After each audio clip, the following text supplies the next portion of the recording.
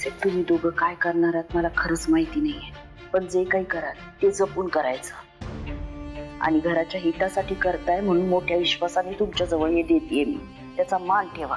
आईसाहेब pass काय आईसाहेब, मी हे शब्द घराच्या हितासाठी करतोय, माझ्या भावाच्या भल्यासाठी करतोय मी हे सगळं. वय मी अशी चावी फिरवणार आहे ना की तुम्ही माझी दृष्टच काढाल आणि आईसाहेब टेन्शन घेऊ नका, समजा तुमच्या मनासारखं होईल. ही मुलगी आहे ना, अहो आता ते समजा राहू द्या ना, जे काय बी करायचं ते लवकर करा ना भाऊजी.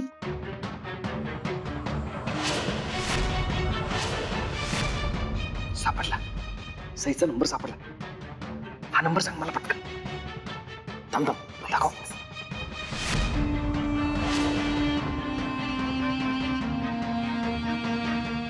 आईसाहेब जा जा. माझं काम झालंय, तुझं काय?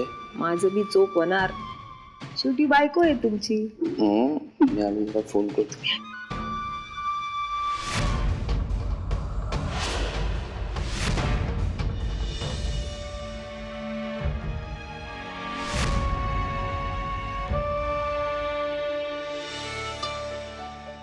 आता भाताची मूग, त्यावर वरण, तूप वाढलं आणि गुलाबजाम वाढले की पान तयार.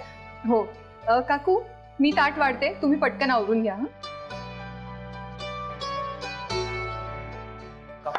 झालंय समज, करायला लागली ती पान. बर. अरे खाली विधी पूर्ण होत आले, तयारी झाली आहे ना सगळी? हो, हे बघ ना, म्हणजे झालंय ना व्यवस्थित. आणि हे गुलाबजाम झालंय ना? परफेक्ट, नक्की? जमलंय तुला? बरं ते ठीक आहे, तू हो पुढे, मी ताट घेऊन. ओके.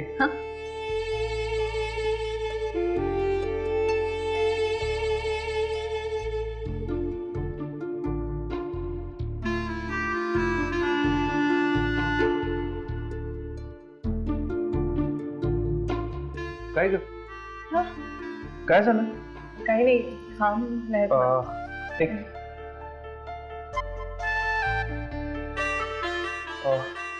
नॅपकिन आहे का बघतो, थांब. नॅपकिन.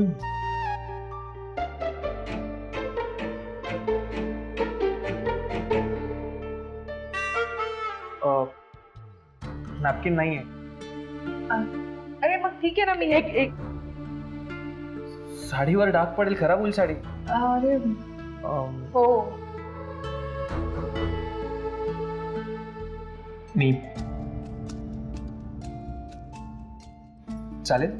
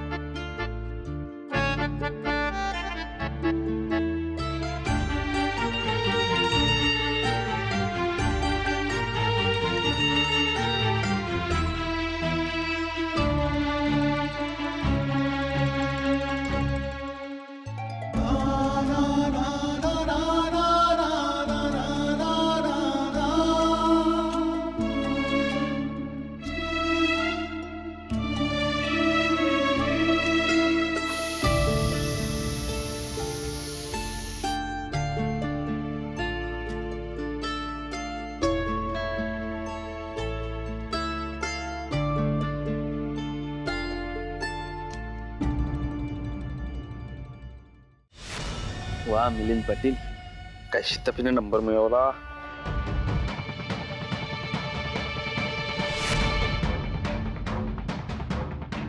हा तर इंडियातला नंबर आहे. ती सई अमेरिकेत जाऊन बसली, याच्यावर काय कॉन्टॅक्ट करू?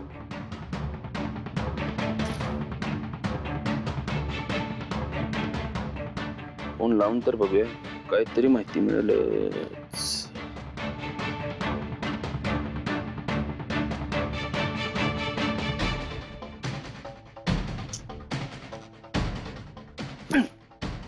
लोक फोन स्विच ऑफ का करून ठेवतात माहिती नाही.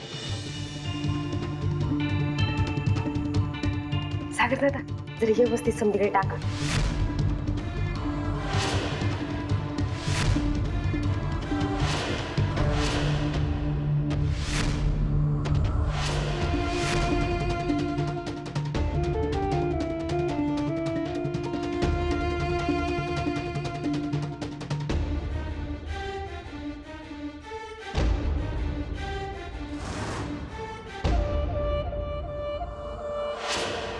आजोबांना ठेवायचं ताटच पडलं की त्यांच्या बरोबर अमुकच्या नजरेतून तू बी कायमची पडणार. आजी आणि आजोबांचं होणारं हे श्राद्ध एकदम एक पॉइंट आहे त्यांच्यासाठी.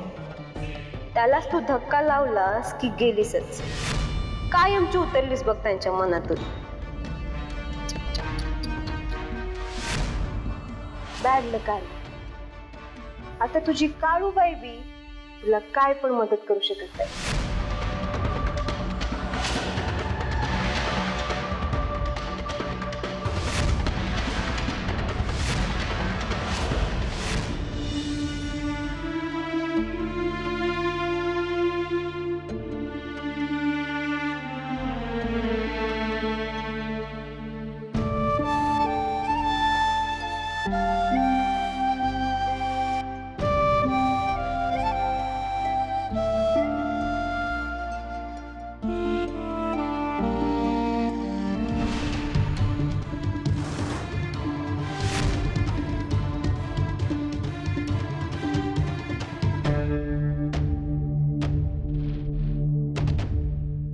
नंबर अमेरिकेचा नाहीये.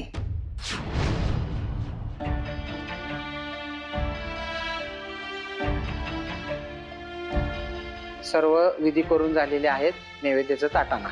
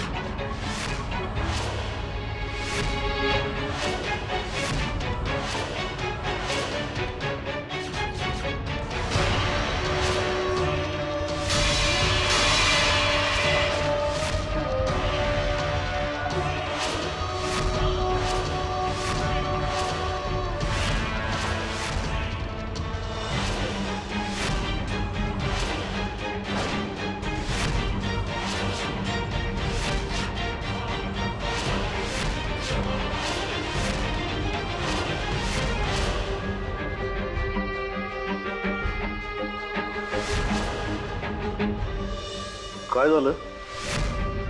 पडलं म्हणजे हिने काहीतरी पाडलं वाटतं. चला चला बघूया. काही समजा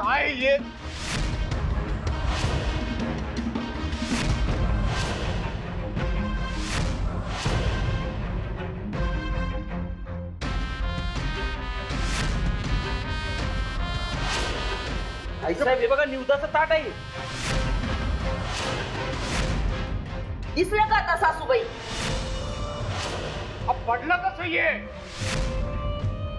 हिनच पाडलं असेल. काय रे, झालं का समाधान तुझं आता? घरातल्या समजांना डावलून हिला नैवेद्य करायला लावला तू. काय झालं दिसलं का आता? आजोबा आता उपाशी राहतील ती वेगळंच. आईसाहेब हिने ना मुद्दामूनच केलं हे समजा. नाही तर काय? तिने मुद्दाम केलेलं नाहीये. मी स्वतः पाहिलंय. इथे काहीतरी सांडलं असणार आणि त्यामुळे जमीन गुळगुळीत झाली होती. पाय सरकला असेल, चुकून पडलंय. अरे अजून किती कड घेशील हिची? असा बरा पाय घसरतो. निवदाचं ताटे सांभाळून आणायचं एवढं साधं कळत नाही हिला. अहो हिला ना मुद्दामूनच पाडायचं होतं ते. आईसाहेब आपण दरवर्षी करतो तेव्हा असं काही होतं का? मग या वर्षी ना हिला मुद्दा निघणंच आणायचं होतं म्हणून चाललेली पुढं पुढं करायला समजा. गुरुजी जाताना म्हणाले होते या पोरीमुळे काहीतरी मोठी गडबड होणार आहे. अरे झालीच. गुरुजींचा शब्द खरा ठरला. अगं बाई तुझ्या मोरांना मी हात जोडते. घरातले जिवंत माणसांना तर तू सुखाने जगू देत नाहीस. निधन केलेल्यांना तरी सुखानं जगू दे की. मी परत परत तेच सांगतोय, तिने मुद्दाम केलेलं नाहीये. अरे कारण काय घेतो पण मी उद्याचं ताट पडलं ना. आता बाबांनी काय उपाशी ठेवायचं. घरातल्या कुणाकडनं झालं असतं ना तर समजा घर डोक्यावर घेतलं असतस तू.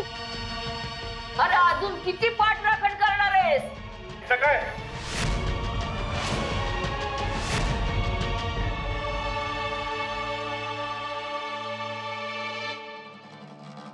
आजी तुलाही असंच वाटतंय का की आर्याने हे सगळं मुद्दाम केलं?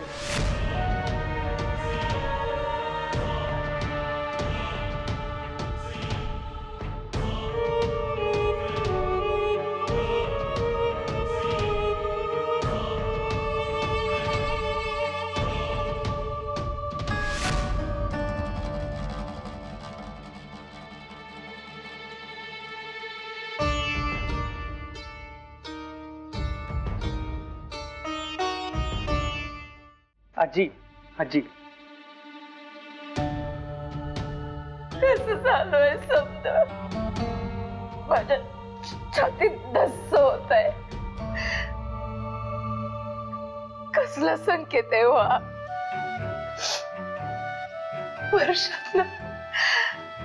वर्षात एकदा पोचता येतं तुमच्या जवळ. या पानामुळे तुम्हाला भेटायला मिळत होत आणि पानामुळे हे समज होत होत. आजी माझ्यासाठी सुद्धा हा धक्काच आहे. तुझ्या भावना दुखावल्या गेल्या पण आर्याच्या वतीने मी तुझी माफी मागतो. तिने हे सगळं मुद्दाम नाही केलंय. चुकून झालंय आजी.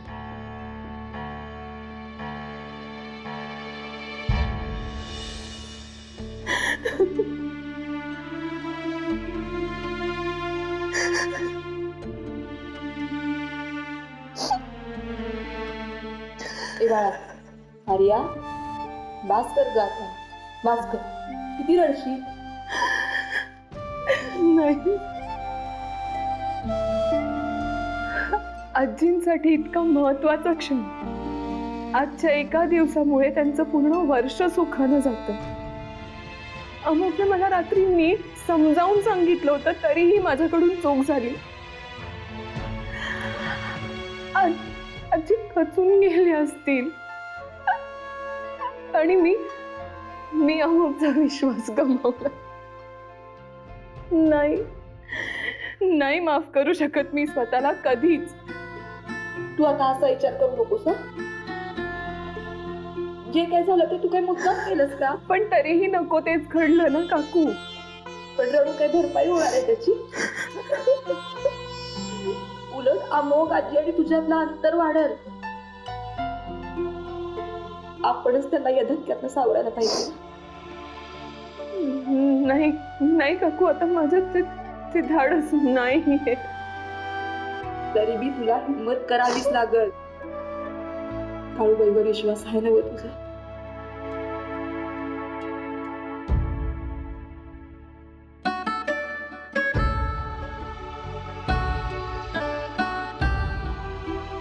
मग ती वाईटात नक्की काहीतरी चांगलं घडलं. चल चल बघू.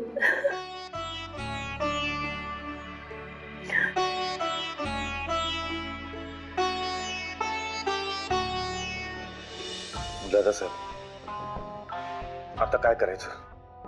आम्हाला काय बी सुचना झालंय. गुरुजींचा शब्द आमच्या कानात घुमतायत. तुम्ही गुरुजींना फोन करून विचारता का काय करायचं ते? विचारतो.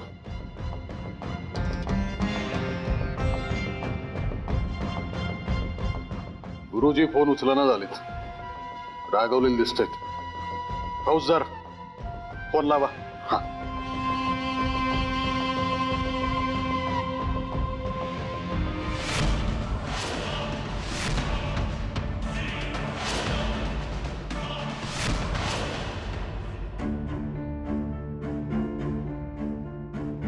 आजी, जे घडलं त्याबद्दल क्षमा मागण्याचे धाडस नाहीये माझं. पण मी प्रामाणिकपणे सांगते, मी खरंच मुद्दाम काहीही केलेलं नाहीये. तुम्हाला नाही दुखवायचंय मला. मला कळतंय तो अपघात होता.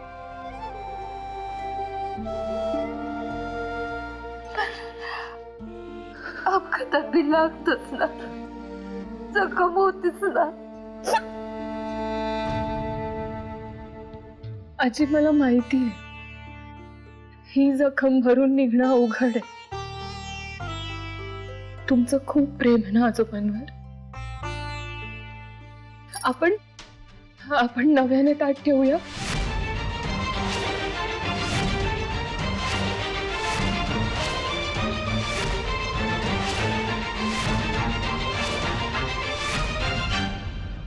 मला रीतीभातींबद्दल फार काही कळत नाही, पण आजी, तुमचं आजोबांवर इतकं प्रेम आहे की तुम्ही ठेवलेला वरण भात पण त्यांना मेजवानी वाटेल, कारण त्यांचंही तुमच्यावर तितकंच प्रेम आहे. आजी, ते तुमच्यासाठी येतात.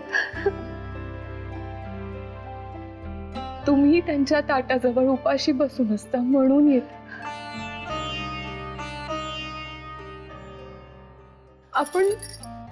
आपण त्यांना ते समाधान देऊया ना.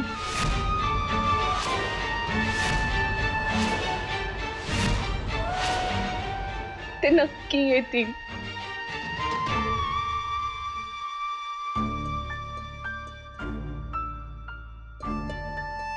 मलाही असंच वाटतंय. तुझी भावना महत्वाची आहे.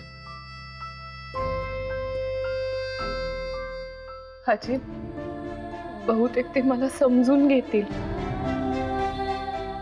आणि माझी चूक पोटात घेतील. खूप मोठ्या मनाचे होते ना ते.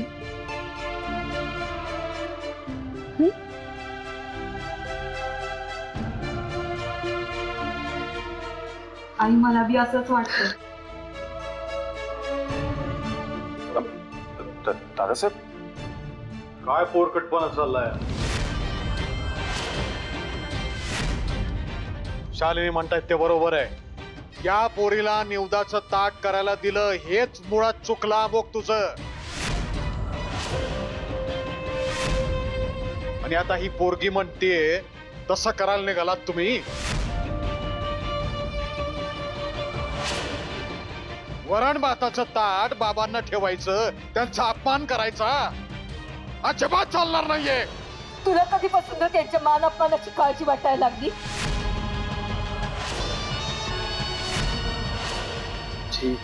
आणि एवढी काळजी असती ना तर त्या विराटाची हाजी हाजी केली नसतीस तू.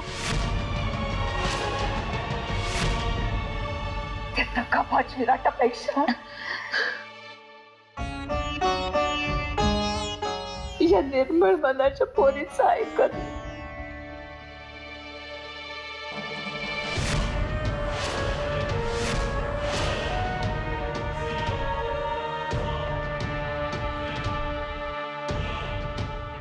वरण भाताचं पात तयार कर.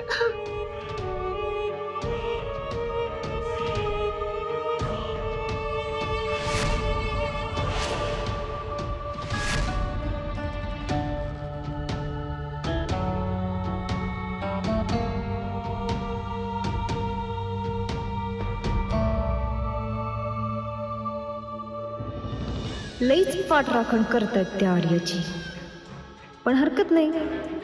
आता चिडला नाहीस तू अमोघ, पर पानाला कावळा शिवला नाही ना की खरा धमाका होईल.